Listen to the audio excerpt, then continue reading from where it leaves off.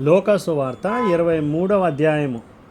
అంతటా వారందరూ లేచి ఆయనను పిలాతు నొద్దకు తీసుకుని పోయి, ఇతడు మా జనమును తిరుగుబడ ప్రేరేపించుచు కైసరునకు పన్నియవద్దనియు తానే క్రీస్తును ఒక రాజుననియు చెప్పగా మేము వింటిమని ఆయన మీద నేరము మోపసాగిరి.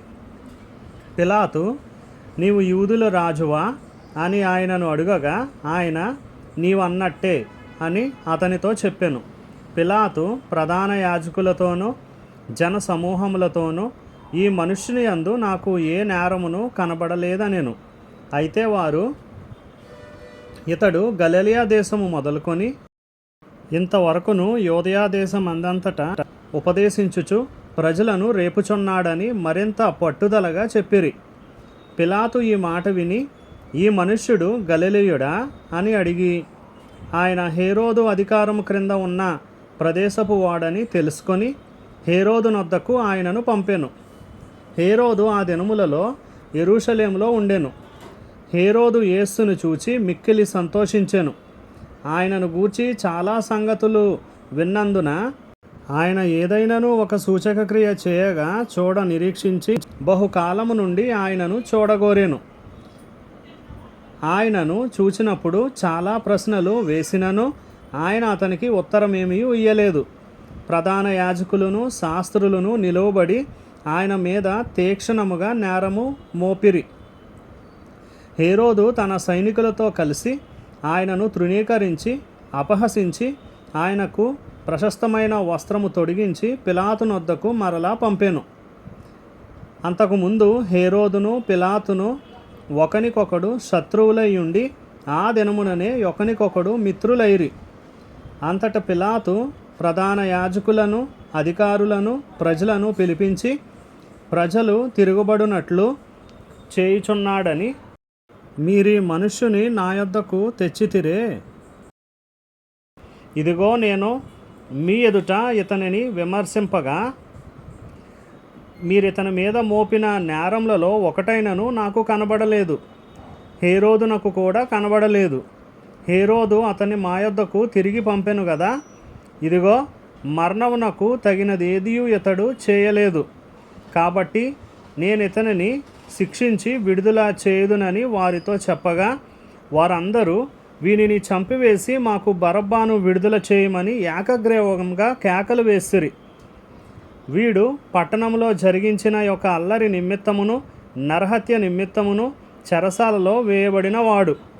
పిలాతు యేసును విడుదల చేయగోరి వారితో తిరిగి మాట్లాడినను వారు వీనిని సిలువేయుము సిలువేయుము అని కేకలు వేసిరి. మూడవ మారు అతడు, ఎందుకు ఇతడు ఏ దుష్కార్యము చేసెను? ఇతని యందు మరణమునకు తగిన నేరమేమీ నాకు అగపడలేదు గనుక ఇతన్ని శిక్షించి విడుదల చేతునని వారితో చెప్పాను.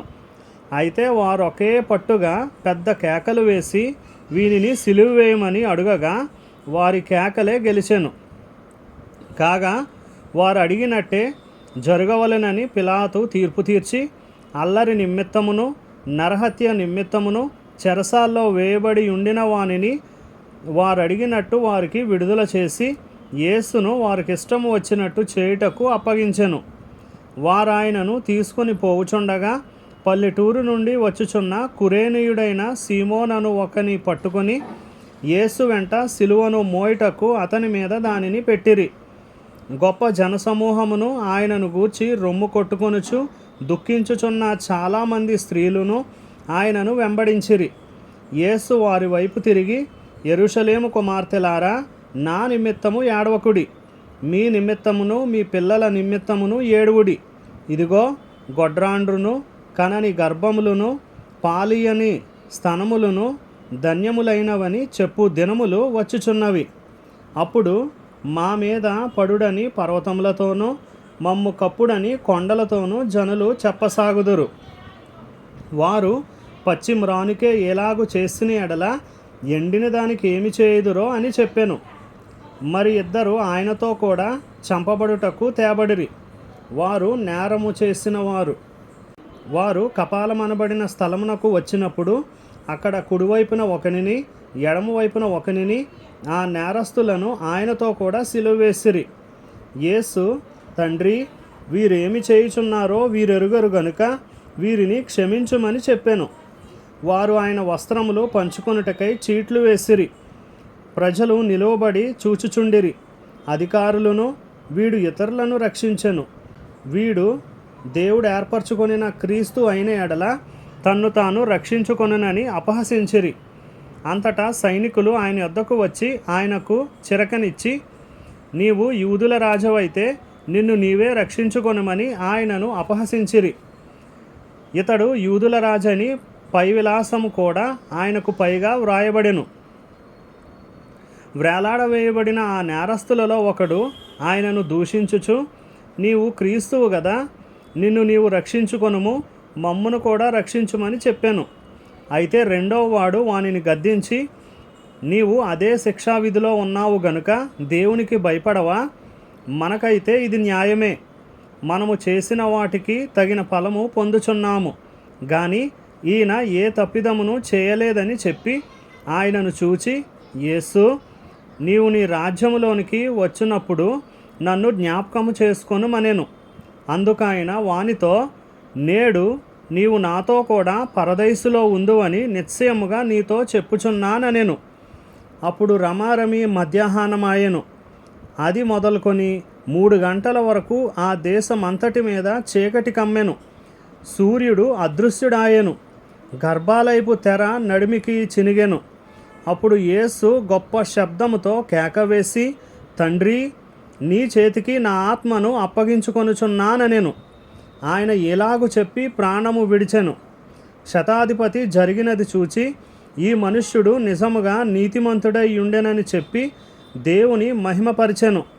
చూచుటకై కూడి వచ్చిన ప్రజలందరూ జరిగిన కార్యములు చూచి రొమ్ము కొట్టుకొనుచు తిరిగి వెళ్ళిరి. ఆయనకు నెలవైన వారందరూ గలిలయ నుండి ఆయనను వెంబడించిన స్త్రీలను దూరముగా నిలుచుండి వీటిని చూచుచుండిరి. అరిమతయ అను యూదుల పట్టణపు సభ్యుడైన యోసేపు అను ఒకడుండెను. అతడు సజ్జనుడును నీతిమంతుడనై ఉండి వారి ఆలోచనకును వారు చేసిన పనికిని సమ్మతింపక దేవుని రాజ్యము కొరకు కనిపెట్టుచుండిన వాడు. అతడు పిలాతు నొద్దకు వెళ్ళి యేసు దేహము తనకిమ్మని అడుగుకొని దానిని క్రిందికి దించి సన్నపు నారబట్టతో చుట్టి తొలిచిన రాతి సమాధిలో ఉంచెను. అందులో ఎవడును అంతకు మునుపెప్పుడును ఉంచబడలేదు. ఆ దినము సిద్ధపరచు దినము, విశ్రాంతి దినారంభము కావచ్చెను. అప్పుడు గలిలయ నుండి ఆయనతో కూడా వచ్చిన స్త్రీలు వెంట వెళ్ళి ఆ సమాధిని ఆయన దేహము ఎలాగుంచబడినో చూచి తిరిగి వెళ్ళి సుగంధ ద్రవ్యములను పరిమళ తైలములను సిద్ధపరిచి ఆజ్ఞ చొప్పున విశ్రాంతి దినమున తీరికగా ఉండిరి.